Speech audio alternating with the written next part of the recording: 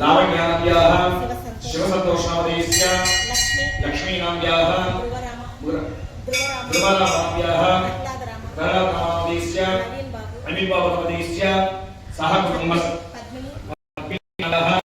वेंकटेश्वरनामधेयस्य श्रीनिवासनामधेयस्य नाम्याः लक्ष्मीदेवीनाम्याः वीरब्रह्मनामधेयस्य मौनिकानाम्याः साम्बस्य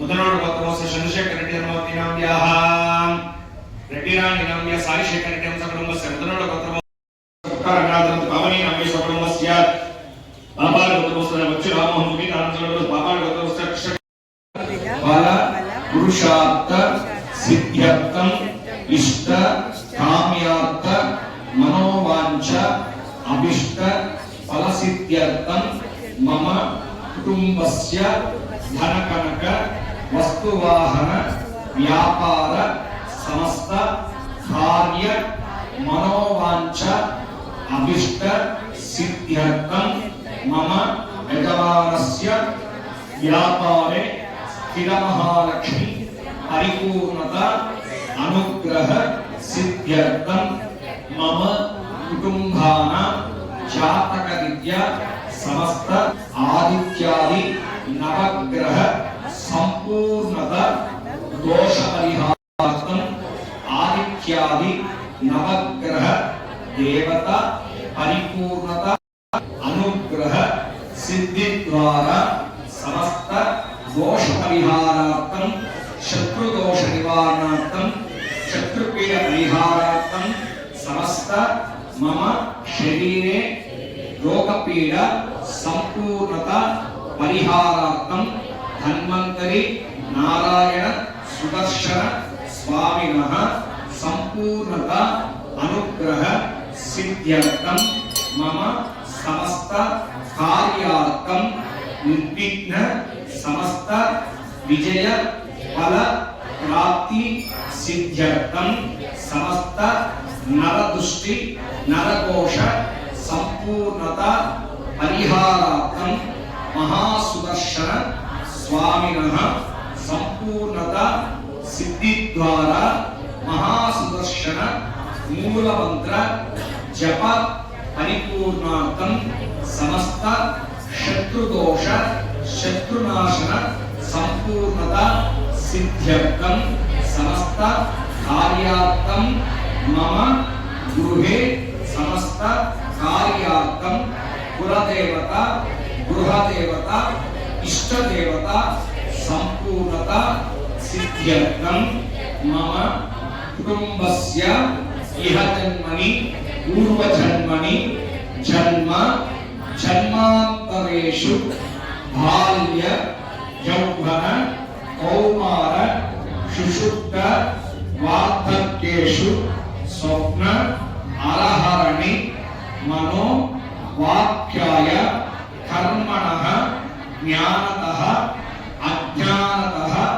महासंभावित महापापानां परिहारार्थम आषाढ़ शुद्ध व्यास पूर्णिमायां समस्त कार्यार्थम श्री महालक्ष्मी समेत सत्यनारायण स्वामिनः व्रत कल्पोक्त विधानेन आदौ निर्विघ्नेन सकल कार्यार्थम श्री सूत्रवती समेत विश्वक्षेण आराधन प्रार्थना पूर्वक नवकलश आवाहन स्तपन तिरुमंजन पूर्वक विशेष अलंकार तोमाल सेवा पूर्वक सहस्रनाम तुलसी पुष्पार्चन कुंकुमार्चन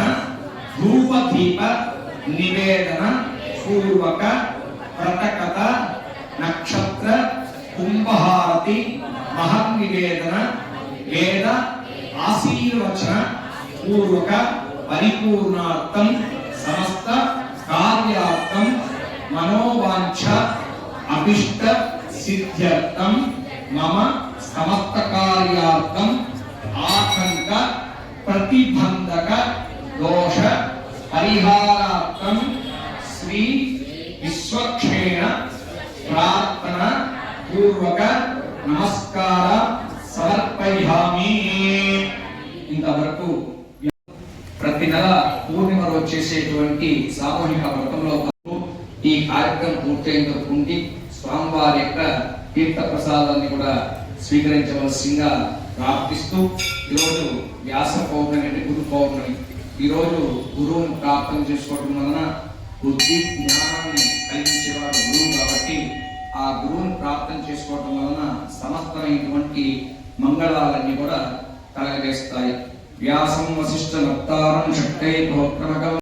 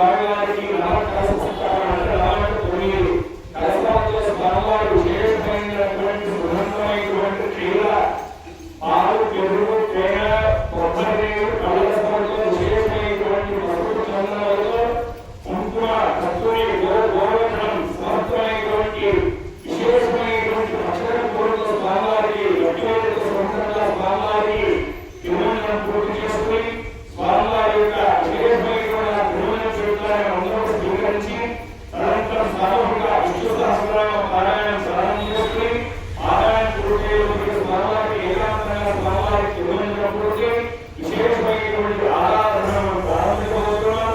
కావున అవేద మహాశేశ్వర భగవద్గీతం పరిపూర్ణంగా జరగాలని నడుచుకుని మనవులు మాత్రమే భగవంతుడు ఎక్కువ అవుతుంది కాబట్టి ఆ భగవంతుడికి ఆ నరసింహమైనటువంటి దిక్కుల దోషాలని లేకుండా భగవంతుడి యొక్క కైంకర్యం ఎటువంటి ఆకలిలో లేకుండా సంబంధించినటువంటి దోషాలని కూడా జరిగి ఆ మహాసురస్సుని యొక్క పరిపూర్ణమైనటువంటి అనుగ్రహంతో ఆ స్వామివారి కైంకర్యం నిరంతరం శ్రీమాంచరాత్మగా జరగాలని అందరూ కూడా భగవంతుడి పాదములను విన్నవిస్తూ విశేషమైనటువంటి ఆరాధనను పూర్తి చేస్తూ స్వామివారి యొక్క కస్తూరి గౌరవ సమర్పమైనటువంటి పుష్పములతో కూడినటువంటి స్వామివారికి ఆ మహాకుటుంబంలో సమర్పించేటువంటి ఆ కీర్తన శేషాన్ని అందరితో ఇవ్వడం ద్వారా మీకు దేహంలో ఉన్నటువంటి సమర్థమైనటువంటి దోషాలను కూడా కలిగి ఆ భగవంతుని అనుగ్రహంలో సమర్థమైనటువంటి శుభాలను కూడా కలగజేయాలని స్వామివారికి విజ్ఞాపన చేసుకుని విశేషమైనటువంటి కైంకర్యాన్ని పూర్తి చేసుకుని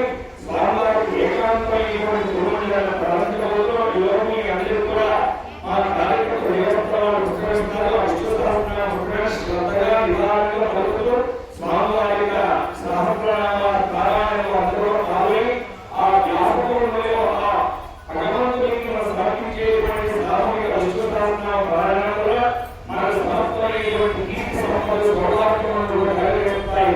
అంత విశేషమైనటువంటి ఐశ్వర్యాన్ని మనం ప్రారంభించబోతూ అందరూ శ్రద్ధాభక్తులు కూర్చొని ఈ యొక్క పారాయణ అందరూ కూడా పూర్తి చేయవలసిందిగా ప్రార్థన.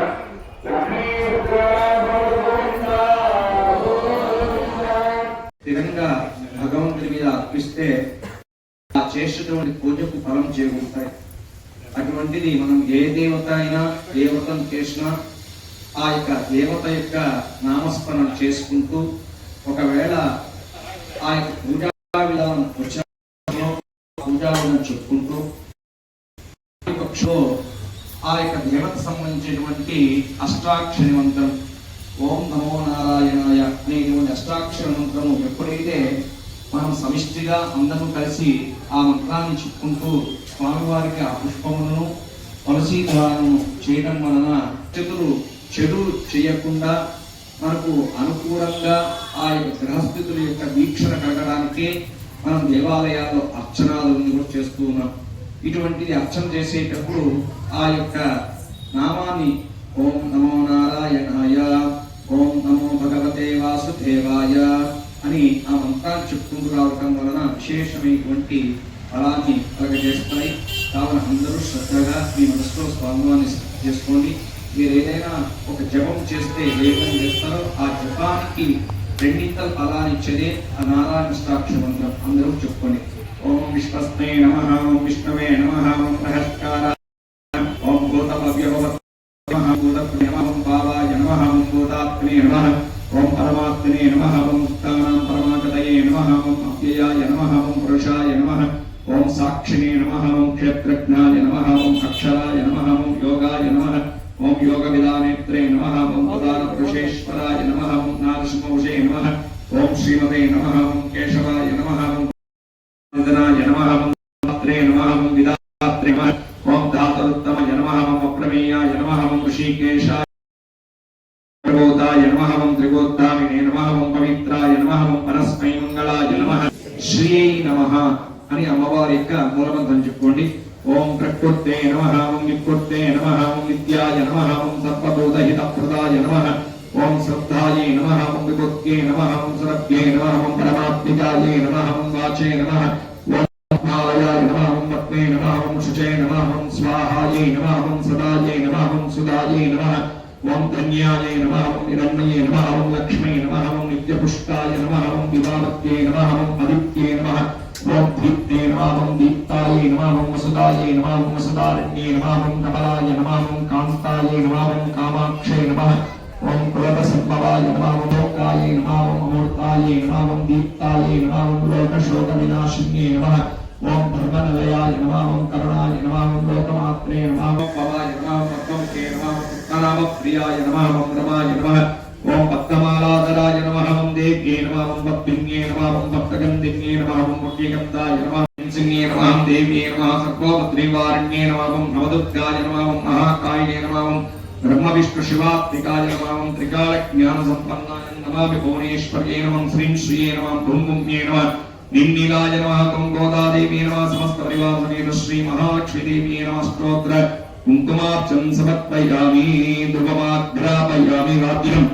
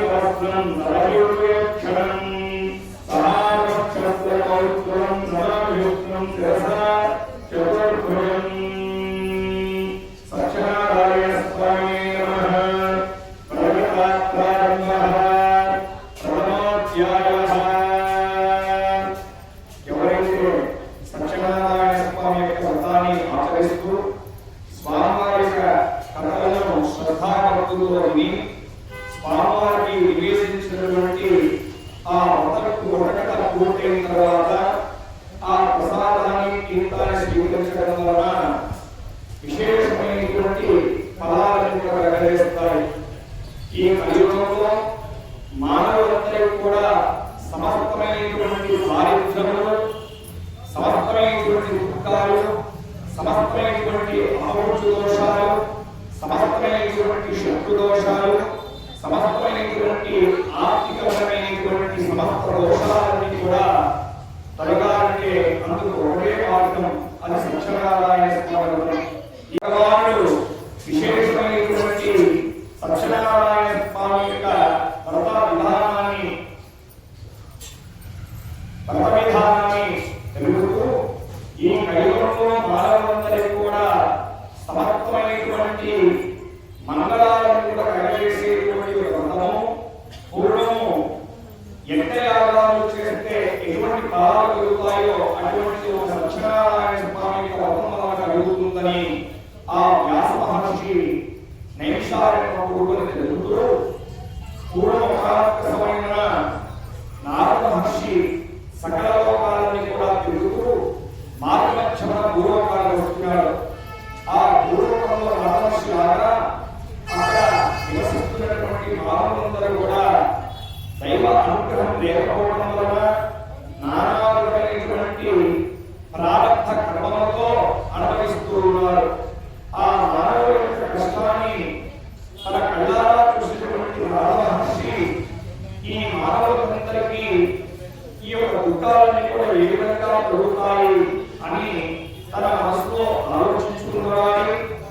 ఆ ఆలోచనకు ప్రతిరూపమైనటువంటి ఆ శ్రీ మహావిష్ణువు దగ్గరికి చేరుకుని ఆ వైకుంఠానికి చేరుకున్నటువంటి నారదమహర్షి ఆ శ్రీ మహావిష్ణువు ఎలా ఉన్నాడంటే శంఖ చక్ర గదాపద్మములతో కూడుకుని తులసీ మాలను తన యొక్క శరీరంలో వేసుకుని తన యొక్క శరీరంలో నవరత్నమైనటువంటి ముత్యాలతో కూడినటువంటి హారాన్ని కూడా నమస్కరించుకుని ఆ శ్రీ మహావిష్ణువు ఆ 5 తలల శేషవాహనమై ఆ శ్రీ మహావిష్ణువు శయనించున్నాడు.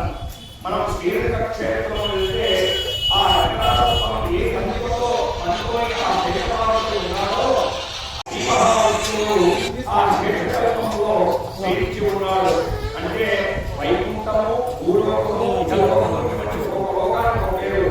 ఇది శేషకల్పము అంటే నాగసర్పమైనటువంటి ఉన్నటువంటి ఒక చోట ఆ శ్రీ మహావిష్ణువు ఆ శేషుడిపై శయనించి ఉన్నాడు. ఆ మహావిష్ణు యొక్క పాదాల వద్ద ఆ మహాలక్ష్మి యొక్క అమ్మవారు ఆ మహావిష్ణు యొక్క పాదాలు ఊపుతూ ఆ శ్రీ మహావిష్ణువుకు సేవ చేస్తూ ఉన్నారు. అటువంటి సందర్భంలో ఆ నారదమహర్షి వెళ్ళి ఆ శ్రీ మహావిష్ణువును ప్రార్థిస్తాడు.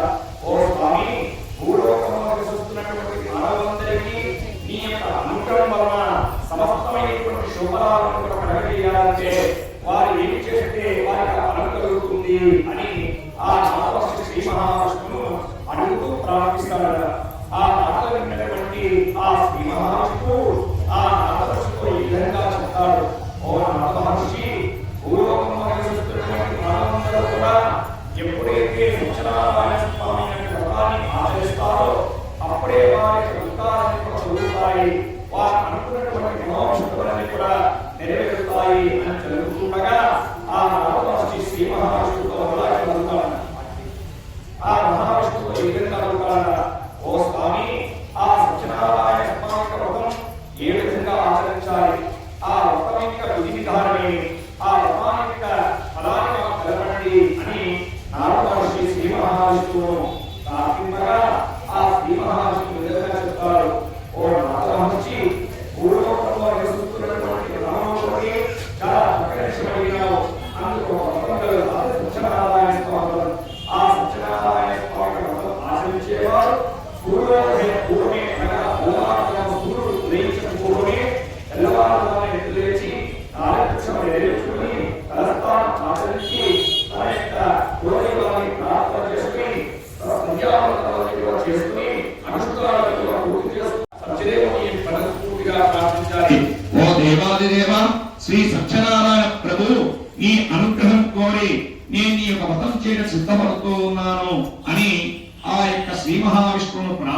చేసుకుని ఆ రోజంతా సత్యదేవుని యొక్క నామస్మరణ చేసుకుంటూ మధ్యాహ్న కాలమున నిద్రపోకుండా ఆ వ్రతానికి కావాల్సినటువంటి పూజా ద్రవ్యాలన్నీ కూడా భక్తి శ్రద్ధలతో సమకూర్చుకున్న వారి సాయంకాలం సూర్యుడు అస్తమించేటువంటి ప్రదోషకాల సమయంలో తమ యొక్క గృహంలో ఈ సత్యదేవుని యొక్క వ్రతాన్ని ఆచరించాలి.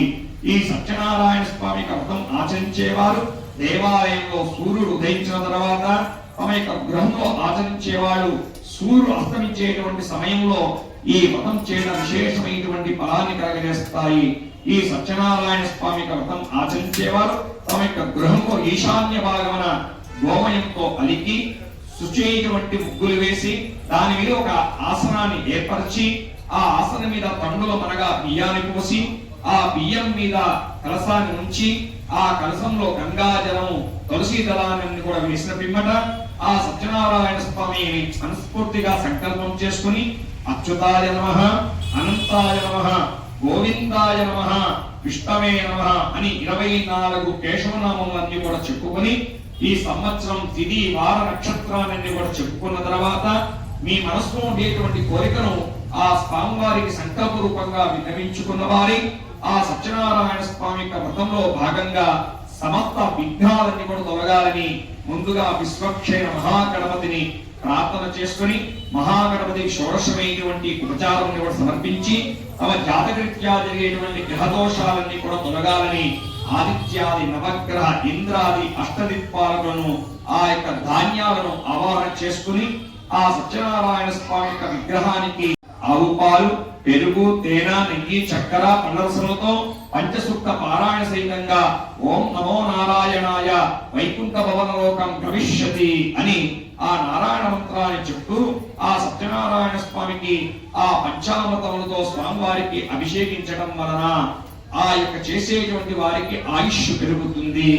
ఆ విధంగా సత్యనారాయణ స్వామి పంచామృత అభిషేకం చేసి ఆ స్వామికి మరలా చందనము తులసి మాలను అలంకరించి ఆ కలశం ముందర ఉంచి ఆ స్వామివారి యొక్క కలశంలో వరుణదేవుణ్ణి, వాస్తు పురుషుణ్ణి, బ్రహ్మను, సత్యనారాయణ స్వామి యొక్క మూలమంత్రముతో ఆ కలశాన్ని ఆవాహన చేసుకున్న తర్వాత ఆ సత్యనారాయణ స్వామి యొక్క విగ్రహానికి తులసి దళములతో పుష్పములతో కూడుకొని ఆ స్వామివారికి సహస్రనామము లేక అష్టోత్తర నామములతో స్వామివారికి అష్టోత్తర పూజలు చేసిన పిమ్మట అమ్మవారి కుంకుమార్చన చేసి ఆ అనంతరం ధూపము, దీపము స్వామివారికి నివేదన సమర్పించి ఆ స్వామివారి యొక్క 5 కృతజ్ఞతలను తన బంధువులతో మిత్రులతో కూడుకొని భక్తి శ్రద్ధలతో బ్రాహ్మణుల ద్వారా ఆ కథలవన్నీ కూడా విన్న తర్వాత ఆ స్వామివారికి మహాన్ నివేదన సమర్పించి చతుర్వేద సూక్తి అంటే 4 వేదములను ఆ స్వామివారికి మంత్రపూర్వకంగా ఆ స్వామివారికి సమర్పించి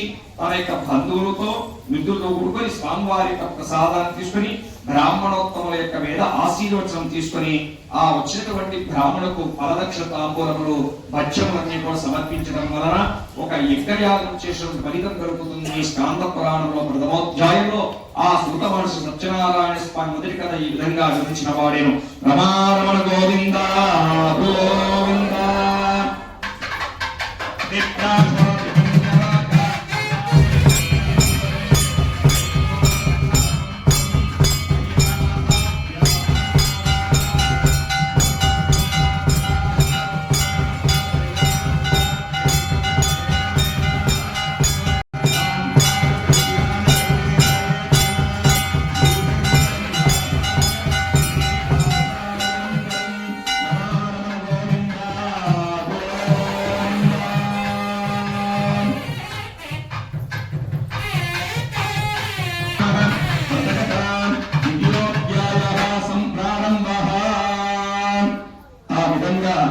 సత్యనారాయణ స్వామి యొక్క ప్రకటన 2వ అధ్యాయాన్ని తెలుపుతున్నారు సూత మహర్షి. పూర్వము కాశీనగరం ఒక గ్రామం ఉండేది. ఆ గ్రామంలో ఒక బ్రాహ్మణుడు నివసిస్తున్నాడు. ఆ బ్రాహ్మణుడు వేదము, శాస్త్రము, పురాణ ఇతిహాసాలన్నీ కూడా అధ్యయనం చేసిన వారి దైవ అనుగ్రహం లేకపోవటం వలన అతడు భిక్షాటం చేస్తూ తిరుగుతున్నాడు. ఆ సమయంలో ఒక సన్యాసి ఆ బ్రాహ్మణునికి ఎదురుగా వెళ్ళి, ఓ బ్రాహ్మణోత్తమ, నువ్వు ఇలా భిక్షాటన చేసుకుంటూ ఎందుకు తిరుగుతున్నావని అడిగాను. ఆ మాటలు విన్నటువంటి ఆ బ్రాహ్మణుడు, ఓ సన్యాసి, నేను ఎంత వేదాధ్యయనం చేసి ఉన్నా కూడా దైవ అనుగ్రహం నా మీద లేకపోవడం వలన నేను ఇహజన్మలో పూర్వజన్మలో జన్మలో చేసుకున్నటువంటి పాపానికి ఈ జన్మలో ఇటువంటి కష్టాన్ని అనుభవిస్తూ ఉన్నాను. నా కష్టం తొలగుకు ఏదైనా ఒక ఉపాయం చెప్పి నేను అనుగ్రహించండి అని ఆ బ్రాహ్మణుడు ఆ సన్యాసిని ప్రార్థిస్తాడు. అప్పుడు ఆ యొక్క సన్యాసి, ఓ బ్రాహ్మణోత్తమ, ఆ శ్రీహరి అవతారం సత్యదేవుడు, ఆ సత్యదేవుని నువ్వు ఎప్పుడైతే ప్రార్థన చేసుకుంటావో నీ కష్టాలన్నీ కూడా తొలగుతాయని చెప్పి ఆ వ్రత విధానాన్ని, వ్రతం యొక్క వైభవాన్ని, అటువంటి విధి విధానాన్ని ఆ బ్రాహ్మణునికి తెలిపి అక్కడ నుండి ఆ సన్యాసి అదృశ్యుడైతాడు. ఆ తర్వాత ఆ బ్రాహ్మణుడు ఆ సన్యాసి చెప్పినటువంటి విషయాన్ని గ్రహించిన వారి తాను కూడా సత్యనారాయణ స్వామి వ్రతం చెయ్యాలని సంకల్పం చేసుకుని ఆ రోజంతా నిద్ర లేకపోగా ఎట్లో కాలాన్ని గడిపి ఆ మరుసటి రోజు నేను కూడా సత్యదేవుని యొక్క వ్రతం చేస్తాను అని స్వామిని సంకల్పం చేసుకుని ఆ రోజు ఆ బ్రాహ్మణుడు భిక్షాటనానికి బయలుదేరుతాడు. ఆ స్వామిని ప్రార్థించడం వలన, ఆ స్వామివారి యొక్క అనుగ్రహం వలన, ఆ స్వామివారి యొక్క ఆశీర్వాదం వలన ఆ బ్రాహ్మణునికి పూర్వదినం కంటే రెట్టింపు ధనం వచ్చింది. అందుకు సంతోషించినటువంటి ఆ బ్రాహ్మణుడు ఆ సత్యనారాయణ స్వామి యొక్క వ్రతాన్ని తన భార్యతో సహితంగా భక్తి శ్రద్ధలతో ఆచరించడం వలన, స్వామివారి యొక్క అనుగ్రహం వలన ఆ బ్రాహ్మణుడు ధనవంతుడై సకల సుఖాలు పొందిన వారి అక్షర విశ్వలోకానికి వెడలిపోయిన వారి. ఎవరైతే ఈ సత్యనారాయణ స్వామి యొక్క వ్రతాన్ని విధి విధాన సహితంగా బ్రాహ్మణులు వైదికంగాను, బ్రాహ్మణోత్తరులు పౌరాణికంగాను ఈ వ్రతం ఆచరించడం వలన విశేషమైనటువంటి ఫలాలన్నీ కూడా కలగజేస్తాయి అని సూత మహర్షి వివరిస్తూ ఆ తదనంతరం ఆ స్వామివారి యొక్క వ్రత వైభవాన్ని తెలుపుతూ ఉన్నాడు. పూర్వము ఒకానొక్క సమయమున ఒక కట్టలు అమ్ముకునేటువంటి వారు ఉండేవారు. వారు చాలా కటిక బీదవారు. తన కట్టలు అమ్ముకునేటువంటి ధనంతో తన యొక్క కుటుంబాన్ని అతి కష్టం మీద పోషిస్తున్నటువంటి వారు. ఆ కట్టలమ్మేవారు ఒకనాడు వ్యాపార నిమిత్తమై ఒక గ్రామానికి వెళ్ళగా కూడా పూర్తి చేసుకుని తిరిగి తన రాజ్యానికి బయలుదేరగా ఆ గ్రామం దారి మధ్యలో ఒక బ్రాహ్మణి గృహంలో సత్యనారాయణ స్వామి చేస్తూ ఉన్నారు. అది చూసినటువంటి ఆ యొక్క కట్టలమ్మేవారు చాలా ఆకలితో దప్పికలతో ఉన్నవాడు కావున ఆ గృహంలో జరుగుతున్నటువంటి వ్రతాన్ని చూసిన వారి ఆ గృహంలోకి చేరుకుని అక్కడ ఉన్నంతసేపు స్వామివారిని ప్రార్థన చేసుకుని స్వామివారి యొక్క ప్రసాదాన్ని తీసుకుని తన గృహానికి బయలుదేరగా ఆ యొక్క యజమానుడికి ఈ విధంగా అడుగుతారు, ఓ స్వామి, మీరు చేస్తున్నటువంటి వ్రతమేమి?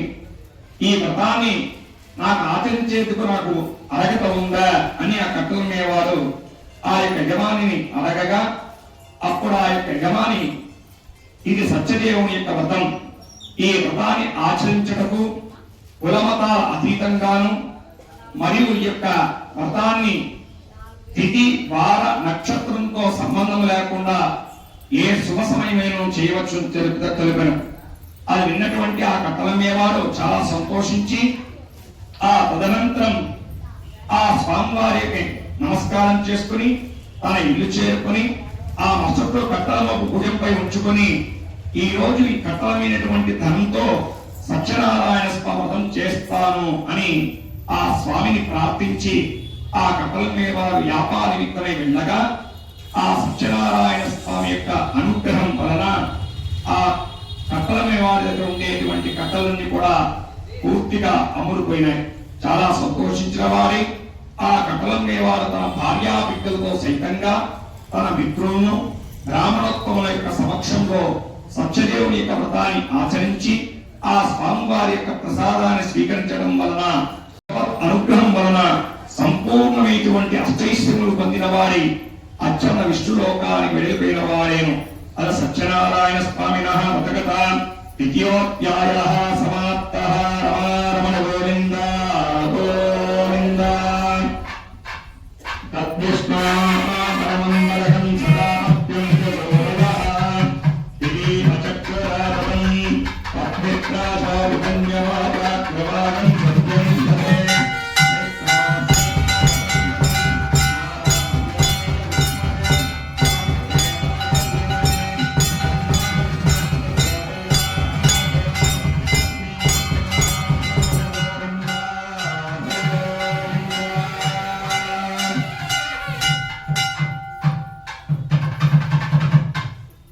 సత్యనారాయణ స్వామినః వ్రతగత తృతీయోధ్యాయః సమాప్తః. ప్రారంభః. ఆ విధంగా సూత మహర్షి సత్యనారాయణ స్వామి యొక్క వ్రతగత మూడో అధ్యాయాన్ని తెలుపుతూ ఉన్నారు. పూర్వము లూకాముఖుడు అనేటువంటి రాజు ఉండేవాడు. అతడు జితేంద్రుడు, సత్యవాది. అతడు ప్రతిదినం దేవాలయాన్ని తిరుగుతూ అక్కడ ఉండేటువంటి బ్రాహ్మణులకు విశేషమైనటువంటి దాన ధర్మాలు చేస్తుండేవాడు. ఆ మహారాజు యొక్క భార్య చాలా సౌందర్యవతి, మంచి గుణం కలది. ఆ దంపతులకు అన్ని ఉన్నా కూడా సంతాన ప్రాప్తి లేకపోవడం వలన సంతాన ప్రాప్తి కొరకి భద్రశీలా నదీ తీరాన ఆ రాజదంపతులు వ్రతాన్ని ఆచరిస్తూ ఉన్నారు. ఆ సమయంలో ఒక వైశ్యుడు తన పరమ నింపుకొని వ్యాపార నిమిత్తమై ఆ మార్గాన్ని వెళ్తూ దాన్ని చూసిన వారి తన పరమను ఒట్టు పట్టించి ఆ రాజు దగ్గరికి వెళ్ళి, ఓ మహారాజా, మీరు చేస్తున్నటువంటి ఈ వ్రతం నేను చేయవచ్చునా అని ఆ వైశ్యుడు ఆ మహారాజును అడుగుతారు. అప్పుడు ఆ మహారాజు, ఓ వైశ్యుడా, నాకు సంతాన ప్రాప్తి లేకపోవడం వలన సంతాన ప్రాప్తి కొరకే సత్యదేవుని యొక్క వ్రతాన్ని ఆచరిస్తున్నాను అని తెలుపుతూ ఈ సత్యనారాయణ స్వామి యొక్క వ్రతంలో సంతాన వేణుగోపాల స్వామి కూడా ఆవాహై ఉన్నారు. అంటే సకల దేవతలు ఉన్నటువంటి యొక్క వ్రతం ఏదైనా ఉందంటే అదొక సత్యనారాయణ స్వామి వ్రతమే. అటువంటి వ్రతాన్ని నేను చేస్తున్నాను అని తెలుపగా అది విన్నటువంటి ఆ వైశ్యుడు చాలా ఆనందించి, ఓ మహారాజా, నాకు కూడా సంతానం లేదు కనుక నేను నీ వ్రతం చేస్తానని ఆ మహారాజు చెప్పి అక్కడ ఉన్న స్వామికి నమస్కారం చేసుకుని తన వ్యాపారాన్ని అంతగా పూర్తి చేసుకుని తిరిగి తన ఇల్లు చేరుకొని తన భార్య అయినటువంటి లీలావతి దగ్గరికి వెళ్ళి ఆమెతో కలిసి ప్రార్థన చేసుకుంటారు సత్యదేవునికి. ఓ దేవాదిదేవ శ్రీ సత్యనారాయణ ప్రభు, నీ యొక్క అనుగ్రహం వలన నాకు సంతానం కలిగిన వెంటనే నీ యొక్క వ్రతాన్ని చేస్తాను అని ఆ వైశ్యుడు దంపతులు సమేతుడై ఆ స్వామికి విన్నవించుకుంటారు. ఎప్పుడైతే ఆ వైశ్యుడు దంపతులు సమేతంగా భక్తిపూర్వకంగా సంప్రదాయంగా ఆచార విధి విధానాలతో ఆ భగవంతుని సంకల్పం చేసుకుంటారో ఆ స్వామి యొక్క అనుగ్రహం కలగటం వలన ఆ వైశ్యుడికి ఒక కుమార్తె కలిగింది. ఆ కుమార్తెకు కళావతని నామకరణం చేసినాడు ఆ వైశ్యుడు. అతని ముందు చంద్రుడు ఏ విధంగా కాంతివంతంగా ప్రకాశిస్తాడో ఆ విధంగా అమ్మాయి కాంతిగా కనబడుతోంది. అది చూసినటువంటి లీలావతి తన భర్త దగ్గర చేరుకొని ఇంకా ఆలస్యం చేయకుండా ఆ స్వామివారి యొక్క వ్రతాన్ని మనం చేస్తాము అని ఆ లీలావతి తన భర్తతో చెప్పగా అది విన్నటువంటి ఆ యొక్క వైశ్యుడు, ఇప్పుడు నాకు సమయం లేదు, కొద్ది వ్యాపార నిమిత్తమై బయలుదేరుతూ ఉన్నాను, ఈ యొక్క వ్రతాన్ని అమ్మాయి వివాహ సమయంలో ఆచరిస్తాను అని తన భార్యను సమాధానపరుస్తూ తన వ్యాపారానికి వెళ్ళిపోతాడు ఆ వైశ్యుడు. ఆ విధంగా కొంతకాలం గడిచిన తర్వాత ఆ వైశ్యుడు తన కుమార్తె కళావతికి యుక్త వయస్సు రావటం వలన ఆమెకు వివాహం చేయాలని భావించిన వారి ఒక వైశ్య కుమారుని చూసి తన కుమార్తెకు అంగరంగ వైభవంగా ఆడంబరంగా వివాహం చేసినాడు. ఆ ఆనంద కోలాహ సమయంలో అత్యంత విశేషమైనటువంటి సత్యనిష్ఠుడైనటువంటి ధర్మానికి అధిపతుడైనటువంటి ఆ సత్యనారాయణ స్వామి వ్రత విషయము ఆ వైశ్యుడు మర్చిపోతాడు.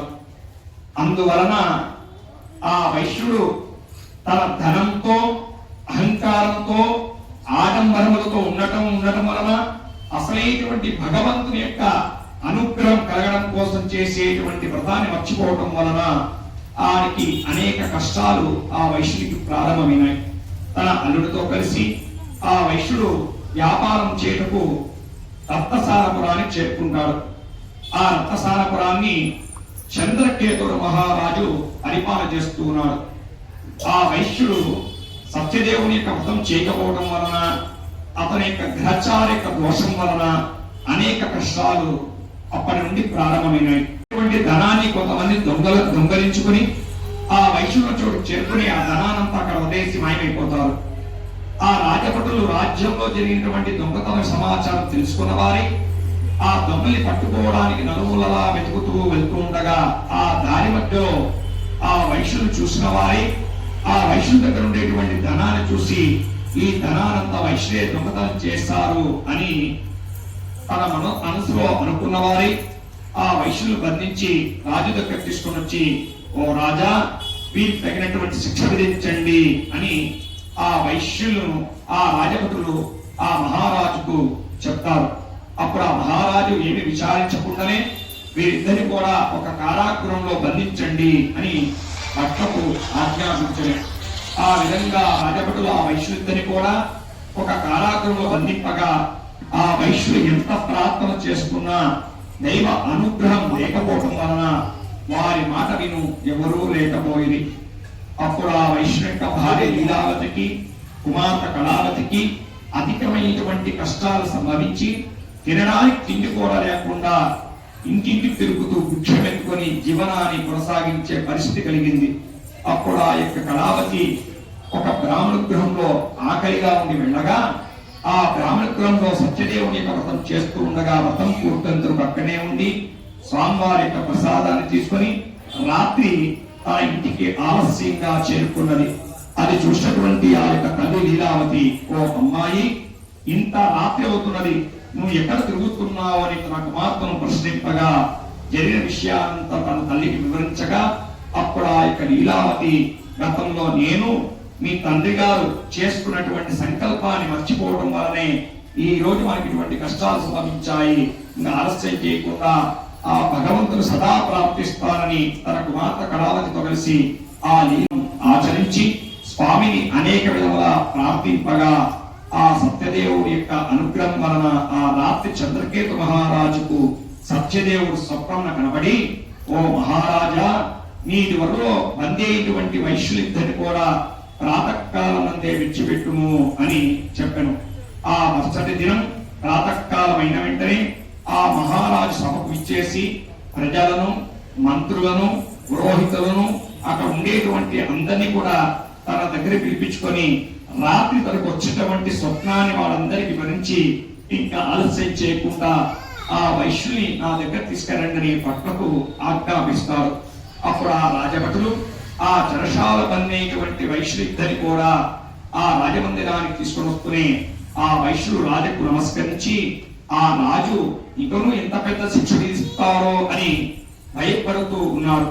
అది చూసినటువంటి ఆ మహారాజు, మీరు దైవ అనుగ్రహం లేకపోవడం వలన మీకు ఇటువంటి కష్టాలు సంభవించాయి, ఇంకా మీకు భయమే లేదు, మిమ్మల్ని నేను విడిచిపెడుతున్నా అని చెప్పి వారికి శిరాధికం చేయించి తలస్థానం చేయించి కట్టుకోవడానికి నూతన పట్టు వస్త్రాలు ఇచ్చి తాను స్వాధీనం చేసుకున్న దానికి రెట్టింపు ధనం ఇచ్చి శీఘ్రంగా మీ యొక్క గ్రామానికి వెళ్ళండి అని చెప్పగా ఆ వైశ్యుడు చాలా ఆనందించిన వారై ఆ మహారాజు అనేక మీద కొనయాడుతూ తమ యొక్క గ్రామానికి కోరు బయలుదేరారు.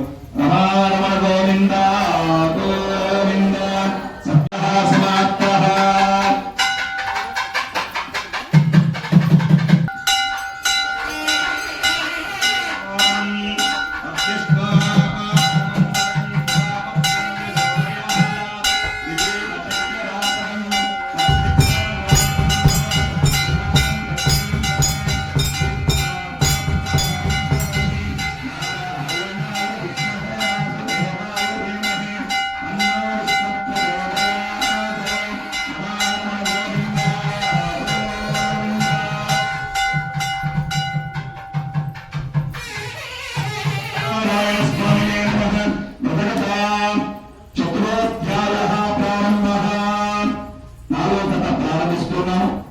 భక్తులు కాయ టెంకాయ పండు తెచ్చుంటే ఎక్కడైతే ఇవ్వండి. పైన నెల మేము చెప్పాము, పౌర్ణమి వ్రతం ఉదయం ప్రారంభించేటప్పుడు ఈ వ్రతానికి కట్టిన వాళ్ళందరి యొక్క గోత్రనామాలు, సంవత్సరం కట్టిన వాళ్లకు మరియు నెలకు కట్టిన వాళ్ళ గోత్రనామాలంతా కూడా ఇక్కడ చదివి సంకల్పం చెప్పి స్వామి యొక్క వ్రతం ప్రారంభిస్తున్నాం. వ్రతం పూర్తయిన తర్వాత చాలా మంది అర్చన కోసం ఉంటున్నారు. దయచేసి పై నెల నుండి నేను ఈ యొక్క నియమం తీసుకున్నాము, అన్నిదా భావించకండి. ఎందుకంటే తెల్లవారు నుండి మీ యొక్క గోత్రనామాలతో ప్రారంభం చేసి వ్రతం పరిపూర్ణమైన తర్వాత, అంటే ఉపాసన అయిన తర్వాత మరలా అర్చన చేయడం అనేది అంత శాస్త్ర సమ్మతం కాదు. దయచేసి వ్రతం అయిన తర్వాత అందరూ కూడా స్వామి హారతి, తీర్థము, ప్రసాదాన్ని స్వీకరించి వెళ్ళవలసిందిగా ప్రతి ఒక్కరి సవినయంగా విజ్ఞప్తి చేస్తూ, మీరు సంవత్సరం కట్టిన వాళ్ళు సంవత్సరం కార్డు చూపించండి, మామూలు నెల కట్టేవాళ్ళు నెల కార్డు చూపించి ప్రసాదం తీసుకోవాల్సిందిగా ప్రార్థన. ఈ నెల 16వ తారీఖు నుండి దక్షిణాయన పుణ్యకాలం ప్రారంభమవుతుంది. ఆ దక్షిణాయన కాలం 12 గంటలకు ప్రారంభమవుతుంది. ఆ సమయంలో పితృదేవతలకు బ్రాహ్మణులు, వైశ్యులు, క్షత్రియులు, బ్రాహ్మణతులు అంటే యజ్ఞోపితం లేని వారు కూడా ఆ పుష్కర సమయంలో పితృదేవతలు ఎవరైతే తల్లిదండ్రులు చనిపోయి ఉంటారో వాళ్లకు తర్పణ మొదలటం వలన వారికి విశేషమైనటువంటి పుణ్యలోక ప్రాప్తి కలుగుతుంది. వారి యొక్క అనుగ్రహం వలన మనకు వంశవృద్ధి కలుగుతుంది అని శాస్త్రం చెప్తుంది. ఆ 12 గంటల సమయం నుండి మన సనాతన హిందూ ధర్మంలో వైదికంగా ఉండేటువంటి సమస్తమైన పీఠాధిపతులందరూ కూడా దాదాపు 45 రోజులు 3 నెలలు చాతుర్మాస దీక్ష కూడా ప్రారంభిస్తారు. కావున అందరూ కూడా గమనించగలరు. 16వ తారీఖు దక్షిణాయన పుణ్యకాలం ప్రారంభమవుతుంది.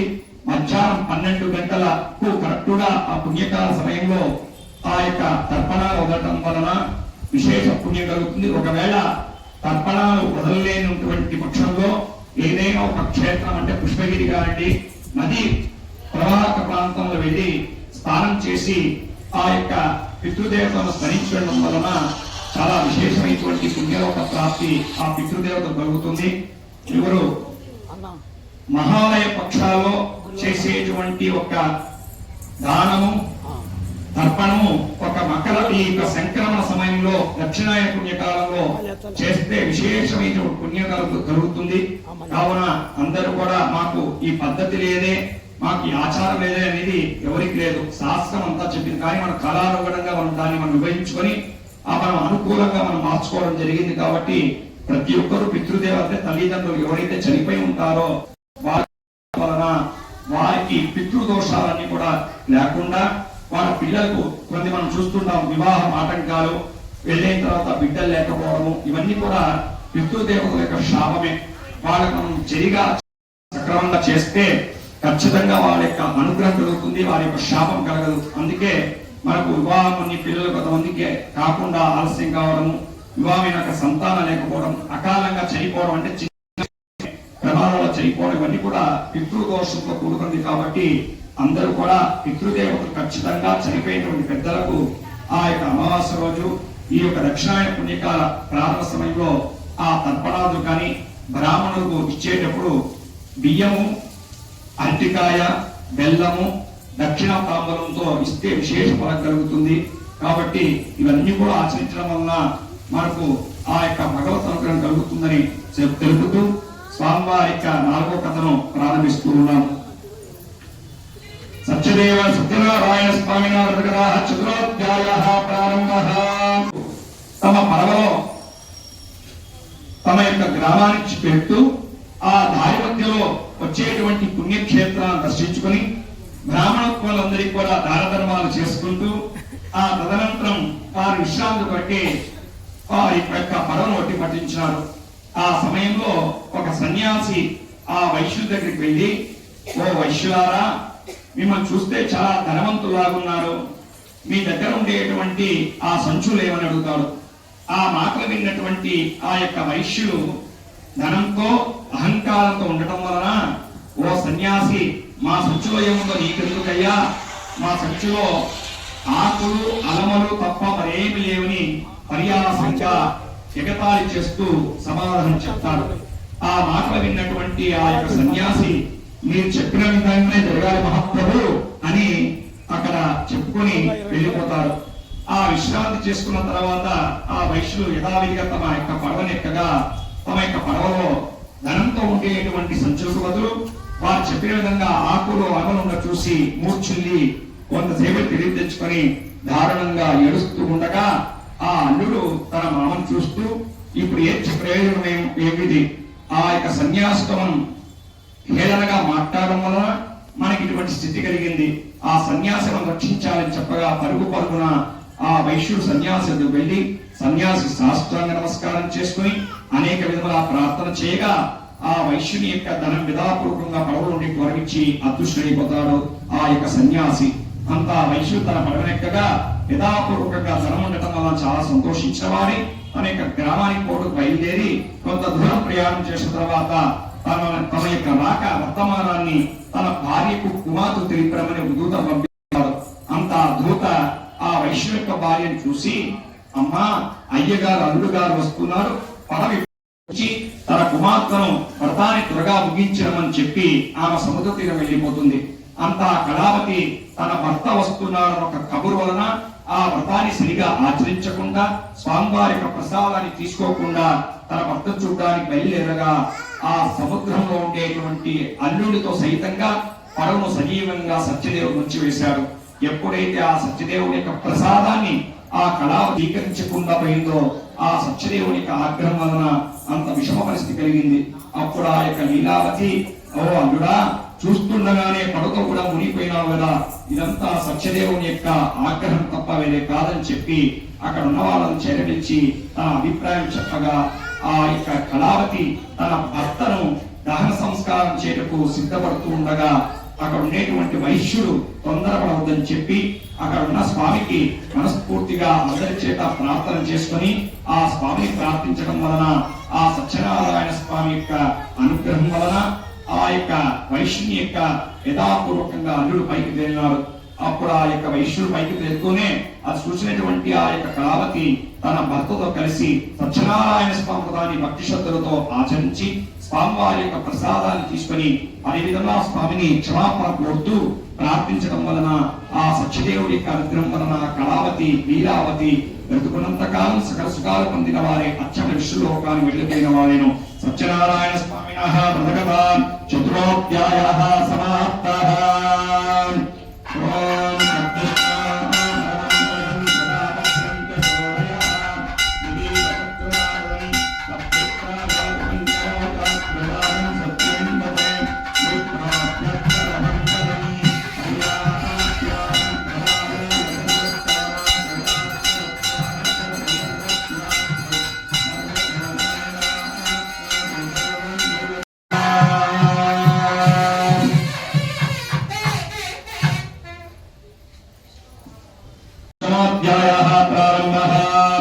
రేపు నెల 9వ తారీఖు శనివారం శ్రావణ శుద్ధ పౌర్ణమి.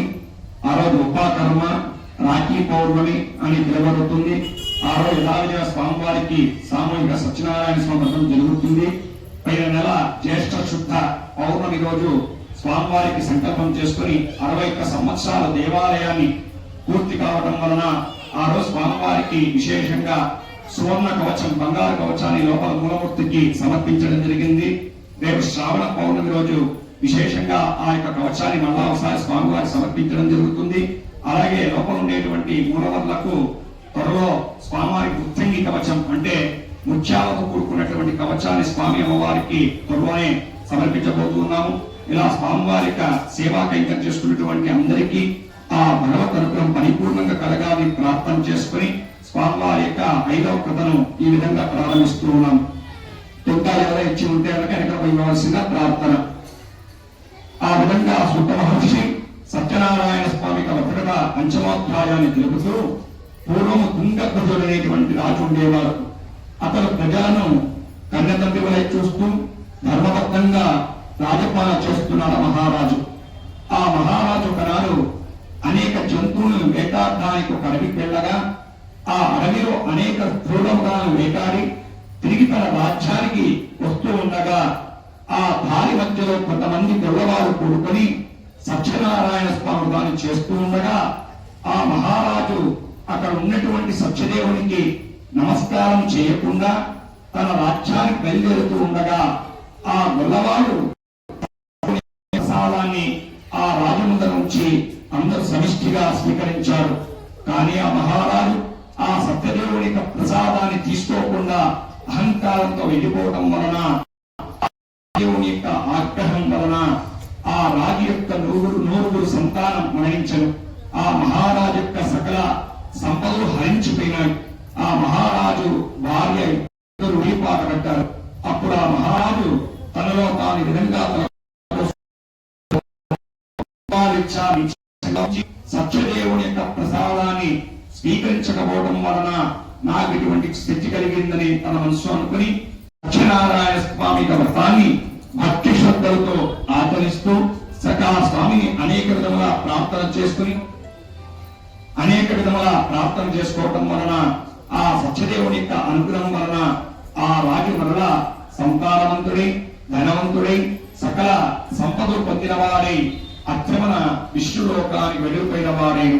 ఎవరైతే ఈ సత్యదేవుని యొక్క వ్రతాన్ని భక్తి శ్రద్ధలతో ఆచరిస్తారో, ఎవరైతే స్వామివారి యొక్క వ్రతాన్ని ఆచరించే వాళ్ళు తమ యొక్క గురువు అయితే సాయంకాలం సూర్యుడు అస్తమించే సమయంలో అదే దేవాలయాలైతే సూర్యుడు ఉదయించిన తర్వాత ఆచరించడం విశేషమైనటువంటి ఫలాన్ని ఇస్తుంది. ముఖ్యంగా మీ అందరి కూడా విన్నవించుకోవడం ఒక విషయము. చాలా చోట్ల సత్యనారాయణ స్వామి చూస్తున్నాం.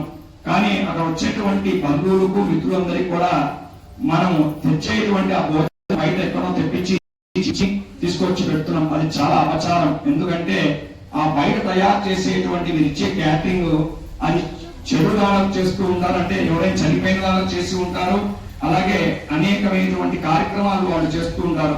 అదే తీసుకొచ్చి మనం ఒక పుణ్యకారం చేసేటప్పుడు ఆ విధంగా ఆ అన్నాన్ని మనం వాళ్ళకి పెట్టడం వల్ల చాలా పాపం పుణ్యం కన్నా పాపం కలుగుతుంది. కాబట్టి మనం ఏదైనా ఒక వ్రతం చేసేటప్పుడు మన శక్తి మేరకు ఇంట్లోనే ఆ యొక్క పదార్థాన్ని తయారు చేసి ముఖ్యంగా ఎర్రగడ్డలు తెల్లవాయలు లేకుండా చేసేట పదార్థాన్ని ఆ స్వామికి నివేదన చేయాలి. మహన్ నివేదన అంటారు. అంటే మనం వచ్చిన వాళ్ళకు 35 రకాలు పెడతాం మన ఆడంబరాలు వాళ్ళకి చూపించాలని. కానీ భగవంతుని ఇచ్చేటువంటి ఫలమే మనకు అంతిమంగా ఇచ్చేటువంటి అనుగ్రహం.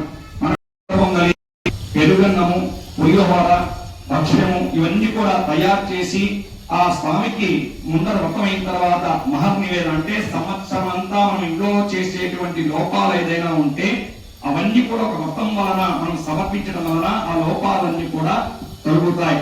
అది మహర్నివేదన అంటారు. ఆ మహర్నివేదనను స్వామివారు సమర్పించి తన యొక్క బంధువులతో వచ్చే వాళ్ళతో కలిసి కూర్చొని ఆ యొక్క ప్రసాదం తీసుకోవడం విశేషమైనటువంటి పుణ్యఫలం కలుగుతుంది. కాబట్టి దయచేసి ఏదైనా మీరు ఇళ్లలో వ్రతం చేసేటప్పుడు బయట నుంచి తీసుకొచ్చి ఆ ప్రసాదాన్ని దేవుడు నివేదన పెట్టి అది అందరికి ఇవ్వడం అనేది మహా అపచారం.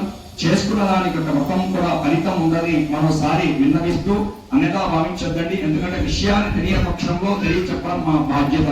కాబట్టి అందరూ కూడా మా యొక్క చెప్పినటువంటి విధానాన్ని ఆచరించండి.